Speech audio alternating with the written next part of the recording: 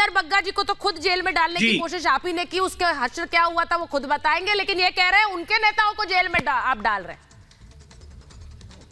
सुचित्रा, बचपन में हमें गीत गाते थे, आज पूरी दिल्ली की जनता वो गीत गा रही है। पोषम पापाई पोषम पा, केजरीवाल ने क्या किया, दारू में दलाली खाई, अब तो जेल में जाना पड़ेगा, जेल का खाना खाना पड़ेगा, जेल का पानी पीना पड़ेगा।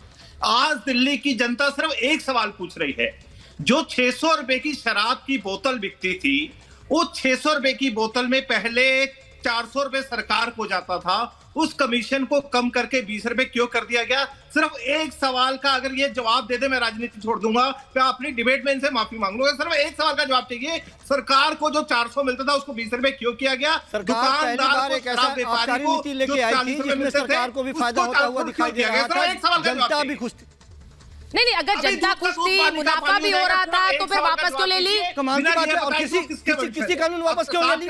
जब जनता का दबाव हो और इस तरह से ये काम करने नहीं देने वाले लोग हो, लगातार जो व्यापारी थे उसके ऊपर किसी कानून को अच्छा बता रहे हैं, दे रहे हो, मतलब उनके ऊपर प्रेशर डाल रहे हो, काम करने वाले ने क्या चाहते हैं कि सरकार के रेवेन्यू को आपने कम किया और जो शराब के व्यापारियों ने, अरे उसको लागू ही कहा रहने दिया, आती थी, आपने 2% से बढ़ा के 12% किया, ठीक है, 6% वो कमीशन आपको 2 नंबर पे आती थी। ये उन लोगों ने, मैं एक चीज पर आना चाहती हूँ, ये शराब नीति को लेकर बहुत डिस्कशन हुआ है और बहुत लंबे समय से डिबेट चल रही है। साहब जोड़ने में बड़े माहिर हैं, संजीव जी एक मिनट, उनको पता है कि कहां से कौन लूपहोल है। संजीव जी एक मिनट, इस शराब नीति को लेकर बहुत डिस्कशन हुए हैं, लेकिन शहजाद जी एक बात बताइए, जिस तरह से आज जो हमने एक पूरा एक सियासी ड्रामा देखा है, और मैं इसे ड्रामा इसलिए कहती हूँ कि अगर किसी को भी कोई केंद्रीय एजेंसी सवाल जवाब के लिए बुलाए, और मैं ये नहीं कह रही हूं कि सवाल जवाब के लिए बुलाया तो वो दोषी साबित हो जाते, संजीव जी ये मैंने कहा नहीं है, लेकिन मैं अगर वो बुलाया जाए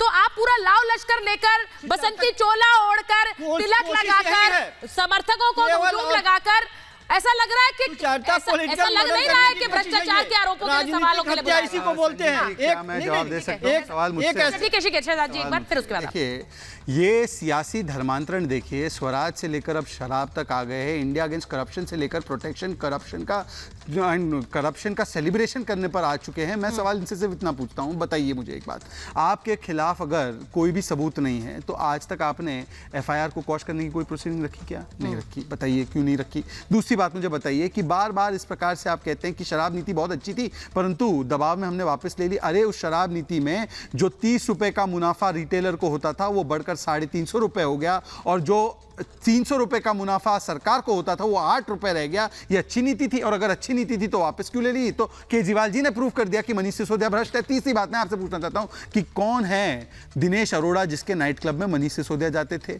वो क्या कैश कलेक्टर थे? अगर नहीं जाते थे तो उनके नाइट क्लब पे क्यों जाते थे? अच्छा बताइए, अर्जुन पांडे कौन है जिसके नाम पर कैश कलेक्शन हो रहा था, और जो अर्जुन पांडे आतिशी मार्लेना के चैनल, रिश्तेदार के चैनल में काम करते, उसका साथ क्या रिश्ता है आपका? बताइए मुझे। अच्छा बताइए, शो कॉज नोटिस जो मैंने आपको बार बार दिखाई है, वो शो कॉज नोटिस पर क्या जवाब है? 2021 से क्या कार्रवाई की आपने? चलिए वो भी छोड़ दीजिए, एक सेकंड, उसका जवाब नहीं है, इसलिए तो आम आदमी पार्टी नहीं आई, इसीलिए आम आदमी पार्टी नहीं आई, इसलिए आपको भेजा है, इसलिए आपको भेजा है।